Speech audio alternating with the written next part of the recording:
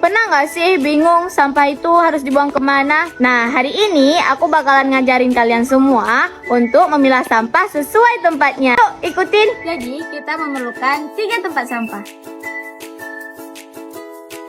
Warna hijau adalah tong sampah organik. Sampah organik adalah sampah yang mudah terbusuk dan terurai. Contohnya seperti buah-buahan busuk, tulang-tulang ikan, dan daun-daunan yang kering. Sampah yang berwarna merah adalah tong sampah untuk residu, bahan-bahan yang tidak bisa didaur ulang. Contohnya seperti tisu, masker, dan suntikan. Selanjutnya adalah tong sampah yang berwarna kuning. Ini adalah tong sampah untuk bahan-bahan anorganik. Anorganik itu bahan-bahan yang tidak mudah terurai. Contohnya seperti kertas, plastik, dan kardus. Jika dilakukan setiap hari, sekolah jadi bersih, lingkungan jadi sehat. Kita bantu bumi untuk tetap lestari.